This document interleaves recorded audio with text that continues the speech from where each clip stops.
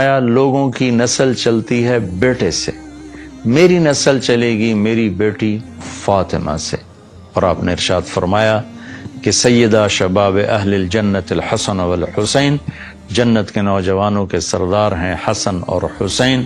اور آپ نے فرمایا علی مجھ سے ہے، میں علی سے ہوں۔ اور آپ نے فرمایا فاطمہ بضعۃ منی، فاطمہ میرے جسم کا ٹکڑا ہے، جس نے اسے دکھ دیا اس نے مجھے دکھ دیا، جس نے اسے خوش کیا اس نے مجھے خوش کیا۔ تو فرمایا فاطمہ تو اور میں، یہ دونوں یعنی حسن حسین اور یہ جو سویا ہوا ہے، ہم قیامت کے دن پانچوں اکٹھے ہوں گے۔ اور آپ نے فرمایا کہ میرے اہل بیت سے محبت کرنا، مجھ سے محبت کرنا ہے، اور میرے اہل بیت سے بغض رکھنا، وہ مجھ سے بغض رکھنا ہے۔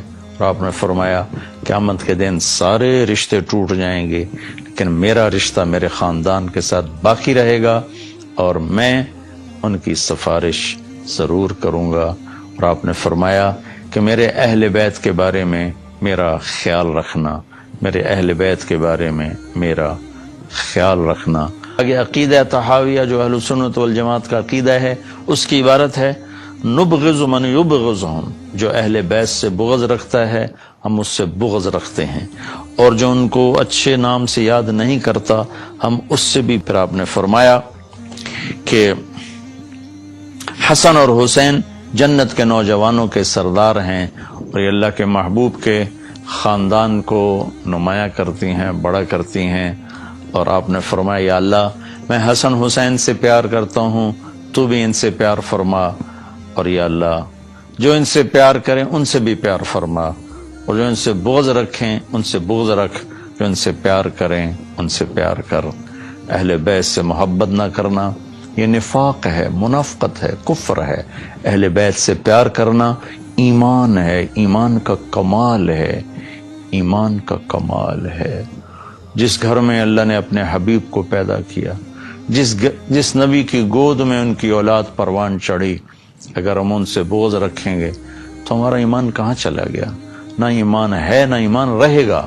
ان کی محبت ہی اصل ایمان ہے، ان کی محبت ہی اصل ایمان ہے۔ ایک روایت یاد ہے کہ میرے نبی نے فرمایا جس نے میری اولاد میں سے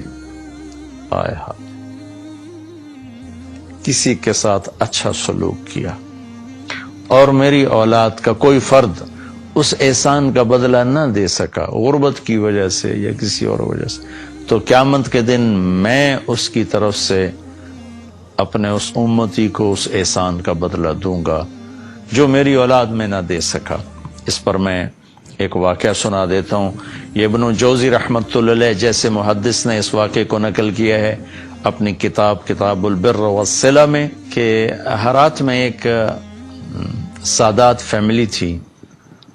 وہ خاتون جوانی میں بیوہ ہو گئیں، بچیاں تھیں، تنگ دستی آئی تو انہوں نے سمرقند کی طرف ہجرت فرما لی، رزق کی معاش کی تلاش میں۔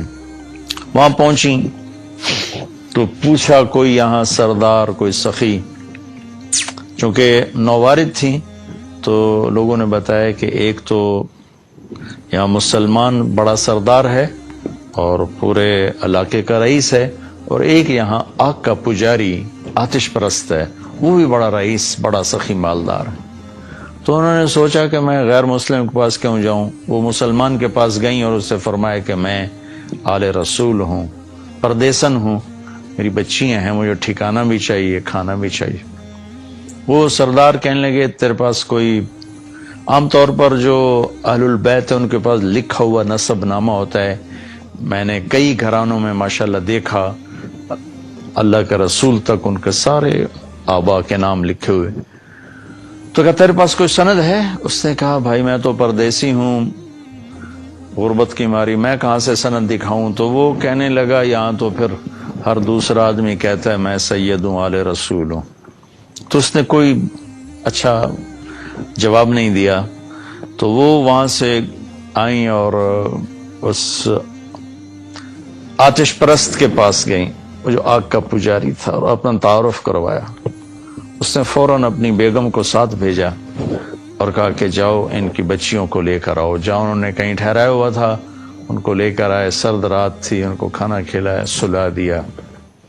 رات کو مسلمان سردار نے خواب دیکھا کہ اللہ تعالیٰ کے محبوب صلی اللہ علیہ وسلم جنت میں ایک خوبصورت سونے کا محل ہے، اس کے دروازے پر کھڑے ہیں۔ یہ عرض کرتا ہے یا رسول اللہ یہ محل کس کا ہے؟ تو آپ نے فرمایا یہ ایک مسلمان کا ہے۔ تو وہ کہنے لگے یا رسول اللہ مسلمان تو میں بھی ہوں۔ تو آپ نے فرمایا اپنے اسلام پر کوئی دلیل پیش کر، کوئی ثبوت پیش کر۔ تو وہ کانپ گئے۔ تو پھر اللہ کے نبی نے بہت غصے سے فرمایا کہ میرے گھر کی بچی تیرے دروازے پر چل کر آئی اور تو نے اس سے ثبوت مانگے کہ مجھے ثبوت دے، تو اہل بیت میں سے ہے، میری نظروں سے دور ہو جا۔ ان کی آنکھ کھولی تو ان کی چیخ و پکار، وہ ننگے سر ننگے پاؤں باہر نکل کے شور مچایا کہ وہ جو پردیسن خاتون تھی کہاں گئی؟ کہا جی وہ تو وہ لے گیا، وہ آتش پرست آگ کا پجاری لے گیا۔ وہ بھاگے اور جا کے اس کے دوڑ دروازہ توڑا۔ وہ گھبرا کے باہر نکلا تو دیکھا تو وہ رئیس کہا کیا ہوا؟ کہا بھائی وہ جو تیرے پاس خاتون آئی ہیں بچیوں سمیت مجھے دے دو، وہ میرے مہمان ہیں۔ تو اس نے کہا حضور وہ میرے مہمان ہیں، آپ کے نہیں، میں آپ کو نہیں دے سکتا۔ وہ کہنے لگا مجھ سے 300 دینار لے لو۔ 300 دینار کوئی آج کا 60-70 لاکھ روپیہ بنتا ہے۔ کہ مجھ سے 300 دینار لے لو اور وہ خاتون بچیوں سمیت میرے مہمان بنا دو۔ تو وہ رونے لگا، کہا کہ میرے بھائی بن دیکھے کا سودا کیا تھا، اب تو دیکھ چکا ہوں، اب میں تمہیں کیسے واپس کروں؟ کہ میں نے بھی خواب دیکھا جنت کے دروازے پر اللہ کے نبی کھڑے ہوئے تھے، تجھے ڈانٹ پڑ رہی تھی، تجھے کہا جا رہا تھا دور ہو جا۔ اس کے بعد اللہ کے نبی میری طرف متوجہ ہوئے اور فرمایا تو نے میری بیٹی کو ٹھکانہ دیا، چل تو تیرا سارا گھر سب بخشے گئے، سب کے لیے جنت کا اللہ نے فیصلہ کر دیا۔ کہ میری آنکھ کھلی ہے، میں ایمان لا چکا ہوں، میرا سارا گھر کلمہ پڑھ چکا ہے، ہم سب مسلمان ہو چکے ہیں، ہم وہ دولت آپ کو کبھی واپس نہیں کریں گے۔ یہ اہل البیت ہیں، اور یہ کوئی 300-400 سال کے بعد کی نسل ہے، تو حسن حسین کا کیا مقام ہوگا، زین العابدین کا کیا مقام ہوگا، زینب کا کیا مقام ہوگا، فاطمہ کا کیا مقام ہوگا، علی کا کیا مقام ہوگا، عباس کا، جعفر کا، عقیل کا۔ آل و رسول ہیں، حضرت عباس کی اولاد، حضرت علی کی اولاد، حضرت عقیل کی اولاد اور حضرت جعفر کی اولاد۔ ان 4 حضرات کی اولاد کو آل رسول کہا جاتا ہے، اور پھر اس میں سب سے عالی شان ہیں جن کا سلسلہ حضرت حسن حسین یعنی حضرت فاطمہ سے چلا۔ حضرت علی رضی اللہ تعالیٰ عنہ کے حضرت فاطمہ کے بعد آپ نے 7 شادیاں اور کی، ان سے بھی آپ کی اولاد ہے، وہ بھی اہل البیت ہیں، چونکہ حضرت علی کی اولاد ہیں، ان پہ بھی صدقہ حرام ہے۔ لیکن جو مقام حسن حسین کو حاصل ہے جناب فاطمہ رضی اللہ تعالیٰ عنہ اور جناب رسول اللہ صلی اللہ تعالی وسلم کی نسبت، وہ اور کسی کو حاصل